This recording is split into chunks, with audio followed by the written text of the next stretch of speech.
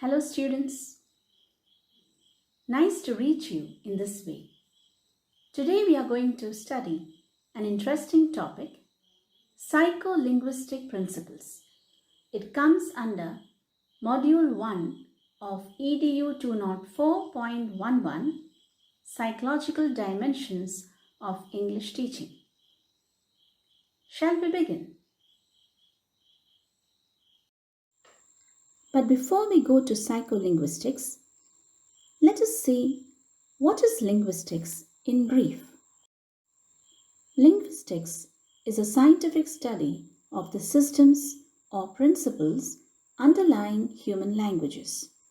It has two major aims: to study the nature of language and to establish a theory of language and to describe a language and all languages by applying the theory established.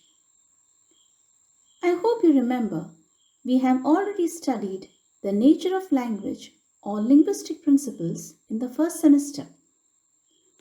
Can you recall a few features of language? Yes, the primary form of language is speech. Language is a system. Language is structured. Language is an individual and also a social phenomenon.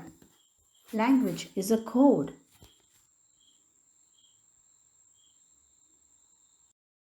So today we are going to learn something about psycholinguistics. Psycholinguistics.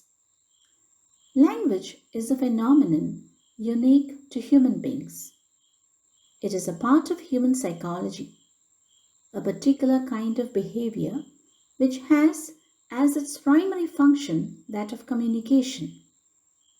Psycholinguistics is a study of how human beings acquire language and how they use it to understand each other. The field of psycholinguistics has grown out of interdisciplinary work in fields such as cognitive psychology, neuroscience, applied linguistics, and information theory. Why is psycholinguistics important? As teachers of language, we need to have knowledge of both the nature or characteristics of language and also how human beings acquire language. The knowledge of psycholinguistic principles is essential to teach language effectively. Now, let us see the principles one by one. The first principle is the principle of oral approach to language teaching.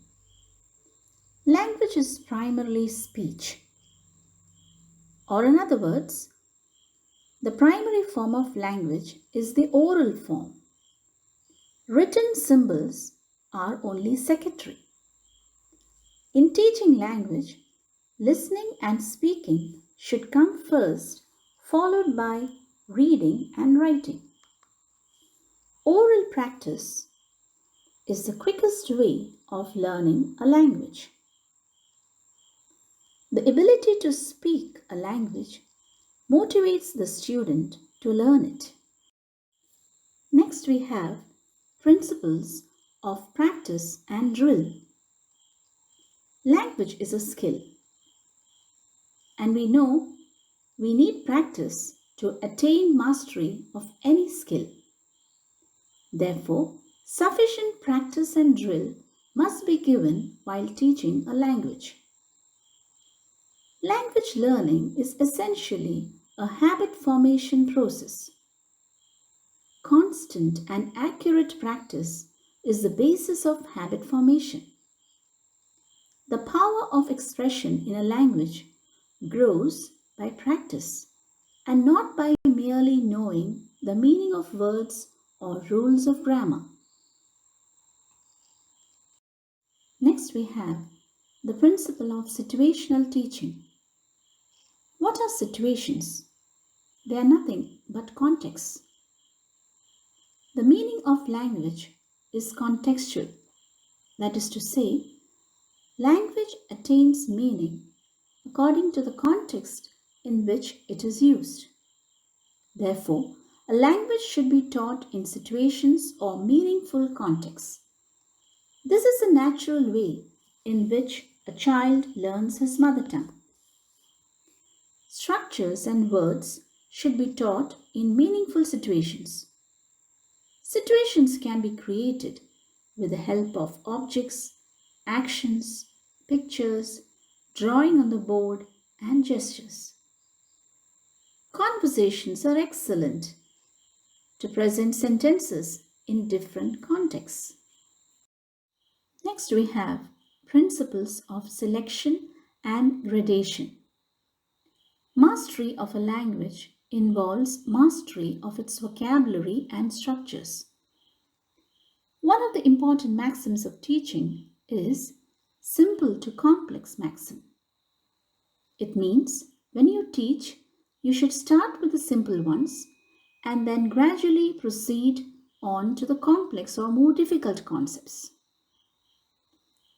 In teaching language, vocabulary and structures are to be selected based on principles like frequency, teachability, and difficulty level. The selected words and structures are to be graded in the easy to difficult or simple to complex order for easy learning by students. Gradation of vocabulary and structures helps in learning the language without much difficulty. Next, we have the principles of natural order of learning and multi skill approach. Language teaching and learning involves all the four skills of language. There exists a natural order of learning the four basic language skills. These skills are listening, speaking, reading, and writing. A child follows this natural order while learning his mother tongue. No skill should be overemphasized or neglected. Since all the skills are to be given equal importance, this principle is also called the multi skill approach. Next comes the principle of exposure to the language. A child catches his mother tongue from the environment. He listens to it when it is spoken to him and then he tries to speak it. While learning a foreign language like English, sufficient exposure to the language helps in learning it. Therefore, teachers should ensure the students' maximum exposure to English while teaching the language. The use of mother tongue in the classroom should be minimized to give the students maximum exposure to English. Next comes the principle of imitation. We all know children like to mimic their elders or any person or animal around them. They are good at imitating. Language is learned through imitation. The child learns his mother tongue by imitation. Good speech is a result of imitating good models of speech. Therefore, the learner should also receive good models of reading and writing. The teacher must provide a good model of speech to the students. The use of tape recorder, radio, CDs, and language laboratories can facilitate this. Next, we have the principle of motivation. As we all know, motivation is an important factor that affects learning. It is the same in the case of language learning. The child is motivated to learn his mother tongue to fulfill his needs. Learning of English also fulfills certain needs of our students in our country. Therefore, teaching of English should be related to the daily life or the daily needs of the students. They should have some motivation to learn English. Thus, they will have a desire to learn English. Next comes the principle of accuracy. Language learning is essentially habit formation. And we all know habits die hard. In mother tongue learning, there are very few chances of forming wrong language habits because we hear and use it daily. In learning a foreign language, we should insist on accuracy.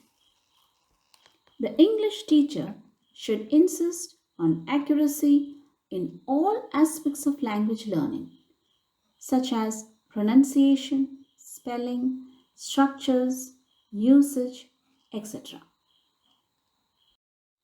Next comes the principle of maintenance of interest.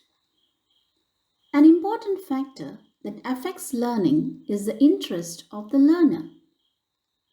This is true in the case of language learning also. The teacher should create interest among the pupils to learn the language. Classes have to be made lively. Pupils should derive pleasure from their study. The pupils should feel at home in the class. They should derive a sense of achievement from learning English. This will make learning interesting. So these were some of the important psycholinguistic principles of teaching language. Let's sum up. There are definite principles of language acquisition. The knowledge of the psycholinguistic principles help the language teacher to teach language in an effective manner. Language learning becomes interesting and easy. As teachers of English language, let us try to follow these principles in our classrooms. I have some follow-up questions for you. See whether you can answer them. What is psycholinguistics? Explain the psycholinguistic principles of teaching a language. How is the knowledge of teaching psycholinguistic principles useful to teachers of English language? Explain with examples. I hope I was clear to you. Thank you.